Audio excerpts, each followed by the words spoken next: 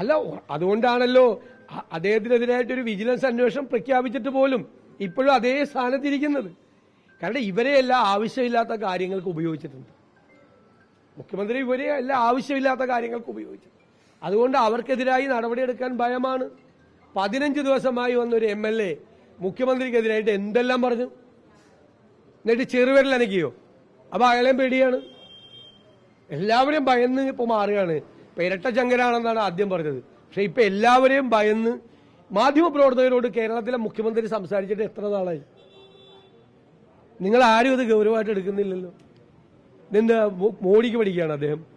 മോഡിക്ക് പഠിക്കുകയാണ്. നിങ്ങളോട് പറയില്ലേ, ഗുരുതരമായ അദ്ദേഹത്തിന്റെ 8-8.5 വർഷക്കാലത്തെ മുഖ്യമന്ത്രി പദത്തിനിടയിലുള്ള ഏറ്റവും ഗുരുതരമായ ആരോപണങ്ങൾ ഉയർന്നിട്ടും മൗനം പാലിക്കാൻ ഇന്നുവരെ പൊളിറ്റിക്കലായിട്ടുള്ള ഒരു റിപ്ലൈയും മുഖ്യമന്ത്രി പറഞ്ഞിട്ടില്ല, പറയാനില്ല. നിങ്ങളുടെ ചോദ്യങ്ങൾക്ക് മുന്നിൽ അദ്ദേഹത്തിന് ഉത്തരവില്ല.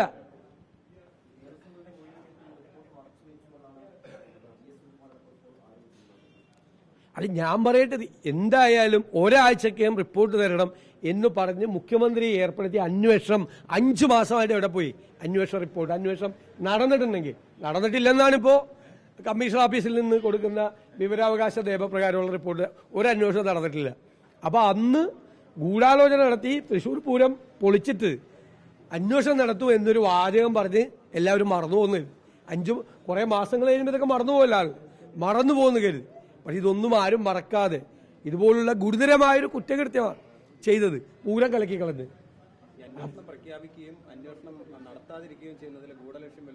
ഉറപ്പായിട്ടുണ്ടല്ലോ. കാരണം പൂരം കലക്കിയത് അന്വേഷിച്ച ആരൊക്കെ പ്രതിയാവും? പൂരം കലക്കിയത് അന്വേഷിച്ച ആരൊക്കെ പ്രതിയാവും? അന്വേഷണത്തിന് ഉത്തരവിട്ട ആളടക്കം ഉള്ള ആളുകൾ പ്രതിയാവും. പൂരം കലക്കിയത് മുഖ്യമന്ത്രി പിണറായി വിജയന് പങ്കുണ്ട്. പൂരം കലക്കിയതിൽ ഞങ്ങൾ ആരോപണം ഉന്നയിച്ചല്ലേ. മുഖ്യമന്ത്രിക്ക് പങ്കുണ്ട്. മുഖ്യമന്ത്രി ഈ ADGP വെച്ചാണ് കൊടുത്തത്. ഈ ADGP അവിടെ ഉണ്ടായിരുന്നല്ലോ, ആ ദിവസം അവിടെ ഉണ്ടായിരുന്നു. എന്നിട്ട് കമ്മീഷണർക്കെതിരെ നടപടിയെടുത്തെന്ന്. അപ്പൊ കമ്മീഷണറെക്കാളും മീതെയുള്ള ഉദ്യോഗസ്ഥരല്ലേ ADGP? ഒരു വാക്ക് ഫോൺ വിളിച്ചിട്ട് രാവിലെ 10 മണി മുതൽ പിറ്റേ ദിവസം 7 മണി വരെ അഴിഞ്ഞാടിയെന്നാണ് കമ്മീഷണർ. ഈ ADGP ലോ ആൻഡ് ഓർഡർ അവിടെ ഇല്ലേ, ഉണ്ടായിരുന്നല്ല സ്ഥലത്ത്. ഒരു ഫോൺ എടുത്തിട്ട് താൻ എന്താണ് ഈ ചെയ്യുന്നതെന്ന് ചോദിച്ചാൽ തീരേണ്ട പ്രശ്നമായിരുന്നുള്ളൂ. ഇവരെല്ലാം കൂടി ഒരുമിച്ച് നിന്നാണ് പൂരം കലക്കിയത്. അതിന് ഉത്തരം പറയേണ്ടി വരും. അതില്ലെങ്കിൽ പറയിക്കും ഞങ്ങൾ ഉറപ്പായിട്ട്. 28-ാം തീയതി തൃശൂർ DCCയുടെ നേതൃത്വത്തിൽ വലിയ സമ്മേളനം, അതിനെതിരായിട്ടുള്ള വലിയ പ്രതിഷേധ യോഗം തൃശ്ശൂർ അടക്കുകയാണ്. ഈ പൂരം കലക്കിയ സംഭവത്തെക്കുറിച്ച് ജുഡീഷ്യൽ അന്വേഷണം വേണം. ഗുരുതരമായ കുറ്റകൃത്യം നടന്നിട്ടുണ്ട്. ആ ആളുകളെല്ലാം നിയമത്തിന്റെ മുന്നിൽ വരണം.